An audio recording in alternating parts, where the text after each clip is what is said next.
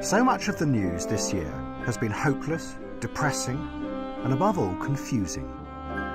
To which the only response is, oh dear.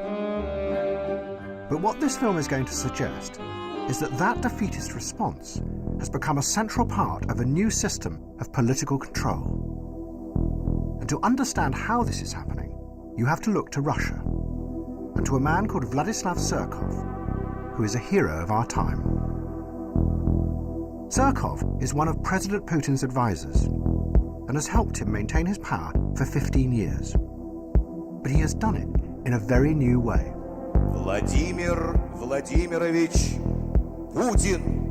He came originally from the avant-garde art world, and those who have studied his career say that what Surkov has done is import ideas from conceptual art into the very heart of politics. His aim is to undermine people's perception of the world, so they never know what is really happening. Surkov turned Russian politics into a bewildering, constantly changing piece of theatre. He sponsored all kinds of groups, from neo-Nazi skinheads to liberal human rights groups. He even backed parties that were opposed to President Putin. But the key thing was that Surkov then let it be known that this was what he was doing, which meant that no one was sure what was real or fake. As one journalist put it, it's a strategy of power that keeps any opposition constantly confused, a ceaseless shape-shifting that is unstoppable because it's indefinable. Which is exactly what Surkov is alleged to have done in the Ukraine this year.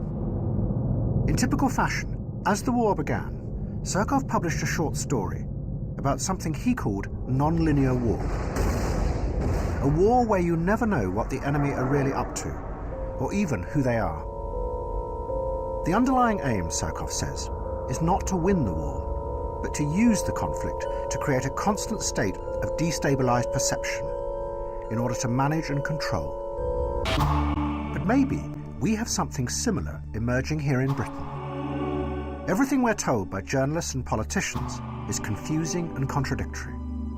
Of course, there is no Mr. Surkov in charge, but it's an odd, non-linear world that plays into the hands of those in power. British troops have come home from Afghanistan, but nobody seems to know whether it was a victory or whether it was a defeat. Aging disc jockeys are prosecuted for crimes they committed decades ago, while practically no one in the City of London is prosecuted for the endless financial crimes that are being revealed there. In Syria, we are told that President Assad is the evil enemy, but then his enemies turn out to be even more evil than him. So we bomb them, and by doing that, we help keep Assad in power. But the real epicenter of this non-linear world is the economy. And the closest we have to our own shape-shifting, postmodern politician is George Osborne.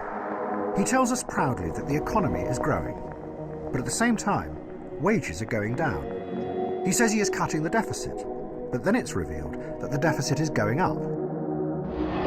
But the dark heart of this shape-shifting world is quantitative easing. The government is insisting on taking billions of pounds out of the economy through its austerity programme. Yet at the very same time, it is pumping billions of pounds into the economy through quantitative easing, the equivalent of £24,000 for every family in Britain. But it gets even more confusing, because the Bank of England have admitted that those billions of pounds have not gone where they are supposed to. A vast amount of the money has actually found its way into the hands of the wealthiest 5% in Britain. It has been described as the biggest transfer of wealth to the rich in recent documented history. It could be a huge scandal, comparable to the greedy oligarchs in Russia. A ruthless elite siphoning off billions of public money. But nobody seems to know. It sums up the strange mood of our time, where nothing really makes any coherent sense. We live with a constant vaudeville of contradictory stories that makes it impossible for any real opposition to emerge, because they can't counter it with a coherent narrative of their own. And it means that we as individuals become ever more powerless, unable to challenge anything, because we live in a state of confusion and uncertainty. To which the response is, oh dear. But that's what they want you to say.